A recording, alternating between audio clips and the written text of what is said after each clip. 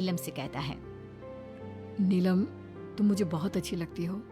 मैं तुमसे शादी करना चाहता हूँ। लेकिन अमर, मैं एक विधवा हूँ और मेरा 4 साल का एक बच्चा भी है। मैं तुमसे शादी नहीं कर सकती। मुझे तुम्हारे विधवा होने से कोई फर्क नहीं पड़ता।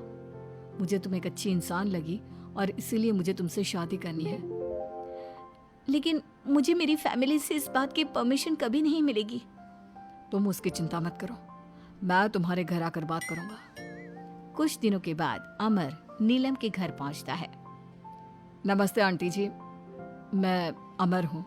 मैं आपकी बहू नीलम से शादी करना चाहता हूँ। मुझे तो पहले से पता था। पहले तूने विधवा वाला सफेद रंग छोड़कर ये रंग बिरंगी कपड़े पहनने शुरू किए और अब तेरा चक्कर भी चल रहा है। नहीं मम्मी जी, आप गलत समझ रही हैं। मैंने ऐसा कुछ नहीं किया। अगर ऐसा कुछ नहीं किया तो फिर कौन है ये लड़का, और यहाँ हमारे घर तेरे साथ शादी करने की बात करने क्यों आया है? आप नीलम को गलत समझ रही हैं। मैं नीलम को पसंद करता हूँ और उससे शादी करना चाहता हूँ। उसने मुझसे कभी ऐसा नहीं कहा। चले जाओ हमारे घर से। हमारे यहाँ पर विधवा बहुओं की शादियां नहीं करवाई जाती। समझ में आई बात? अमर वहां से चला जाता है और नीलम की सास उसे बहुत उल्टा सीधा सुनाती है। कुछ दिनों के बाद पड़ोस में एक शादी होती है। वहां पर सारी औरतें तैयार होकर आती हैं। नीलम की सास भी उसे वहां पर चलने के लिए कहती है।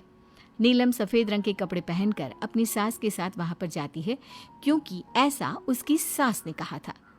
पर सारी औरतें काफी सुंदर तैयार होकर आई थी। देखो तो मेरी साड़ी का कलर कितना सुंदर है, तुम्हें पसंद आया? और ये देखो मेरे कंगन, पिछले महीने ही दिलवाए थे मेरे पति ने। कितना अच्छा डिजाइन है ना? अरे तुम्हारी मेहंदी तो दिखाओ, रंग तो बहुत सुंदर आया है।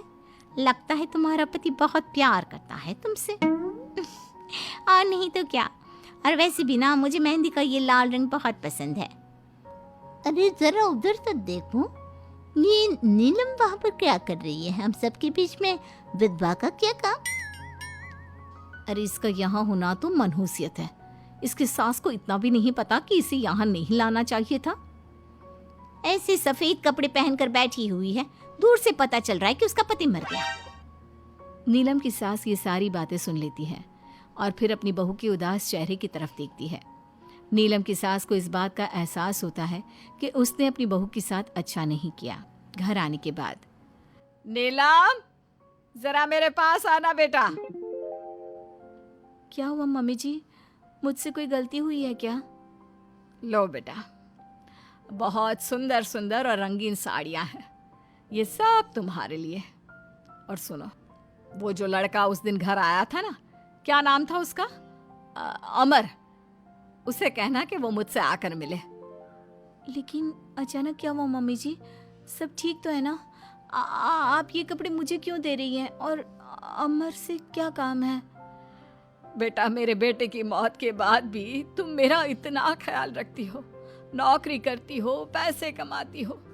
आज जब उस शादी में मैंने दूसरे लोगों की बातें सुनी, तब मुझे इस बात का एहसास हुआ कि विधवा होने के बाद भी तुम्हें जीने का अधिकार है। मम्मी जी, मैं कुछ समझी नहीं। देखो बेटा, जो चला गया वो चला गया, लेकिन आज के बाद तुम रंगीन कपड़े पहनोगी, खुश होकर रहोगी। और हाँ, मैं खुद तुम्हारी शादी अमर के साथ करवाऊंगी। लेकिन मम्मी जी, आप ये सब क्यों कर रही हैं? मैं तो आपके कहने पर सफेद कपड़े पहनकर शादी में गई थी। वही तो बेटा, मुझे अच्छा नहीं लगा। और ऐसा तो किसी किताब में नहीं लिखा कि विधवा होने के बाद एक लड़की को सिर्फ सफेद कपड़े पहनने चाहिए। अगर तुम ससुराल में रहकर अपनी जिम्मेदारी उठा सकती हो, तो फिर अपनी जिंदगी में सारी खुशियों पर भी तुम्हारा अधिकार है। नाचने वाली से शादी। दिनेश एक बार अपने दोस्त अमर की शादी में उसके गांव गया। दिनेश और उसके दोस्त शादी में जमकर मजे कर रहे थे।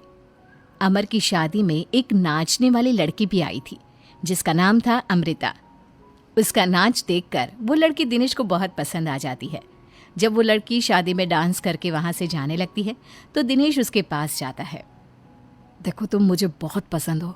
तुम बहुत अच्छा डांस करती हो।